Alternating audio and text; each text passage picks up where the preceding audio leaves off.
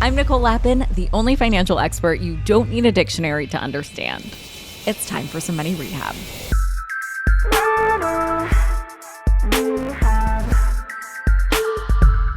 Earlier this week, oil futures jumped after Saudi Arabia announced that it would cut oil production this July by 1 million barrels per day for 1 month. Although that window could be extended depending on how oil prices are affected. More on that in just a second. But first, let's give a shout out to my recent episode with Josh Brown, where we break down the definition of futures. If you need a quick refresher, I linked that episode in the show notes.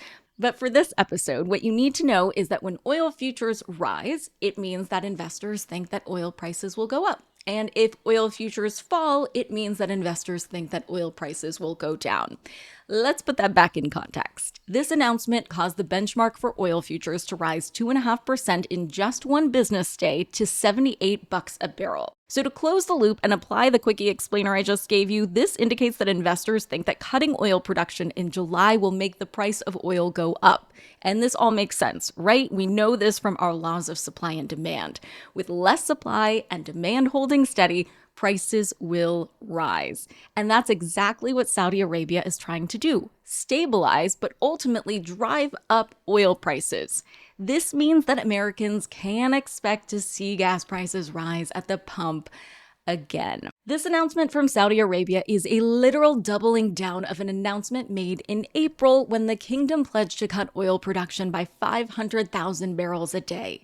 This increased oil prices a bit. The price of oil rose to nearly $85 a barrel in April, but that was short-lived, and oil prices have been below $80 for about a month now. This has translated to lower prices at the gas pump, yay, and curbing inflation in Europe, also yay.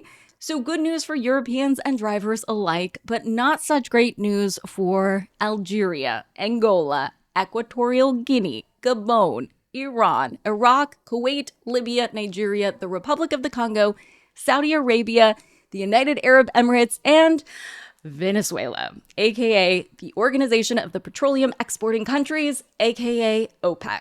Low oil prices were at the top of the agenda for last weekend's OPEC meeting that Bloomberg described as fraught.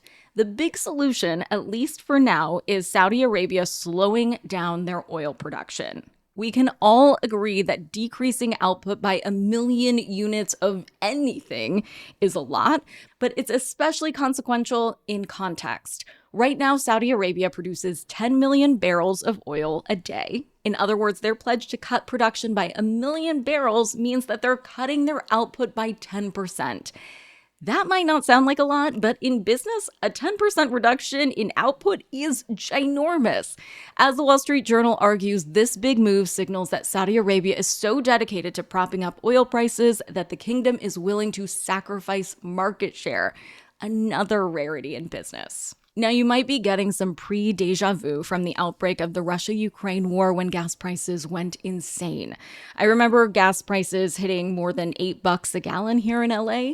When that happened, I put together a money rehab episode, yes, my coping mechanism, with 5 lesser-known tips for saving money on gas. As we brace ourselves for higher gas prices now, I would say get to know and love these strategies. Number 1. Make Wednesday gas day. Wednesday is typically the best day to fill up for less. Prices tend to rise on Thursday in anticipation of weekend travel. A study found that refueling on Tuesday or Wednesday instead of the weekend saved 8 or 9 cents a gallon, saving more than $60 on average a year. In this economy, I'll take it. Number 2. Early birds get the deal. Gas station owners tend to hike prices after 9 a.m. or so once they've had time to check out the prices at competing stations. Number 3. Don't top off. You know when you're filling up your tank and you hear that first click? You might be tempted to double check the nozzle and give your tank a little extra squeeze. But don't. Quit while you're ahead.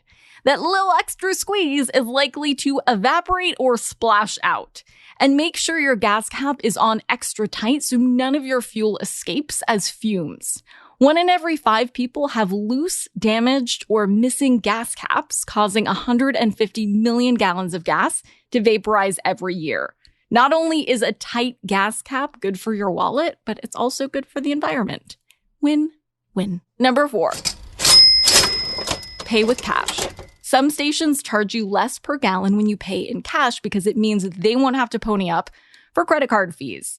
This hack could save you 10 to 15 cents a gallon, which could really add up depending on how often you refuel. Number 5, use loyalty programs. See if the station you visit most often has a rewards or loyalty card. But don't stop there. Some grocery store loyalty programs offer gas rewards, meaning you earn points for shopping at the grocery store, and then you can redeem those points for cash.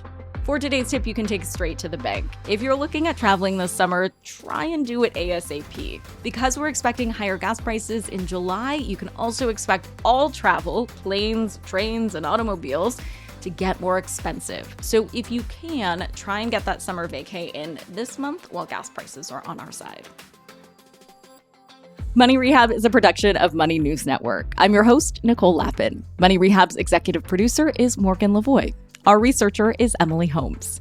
Do you need some money rehab? And let's be honest, we all do. So email us your money questions, moneyrehab@moneynewsnetwork.com, to potentially have your questions answered on the show or even have a one-on-one intervention with me.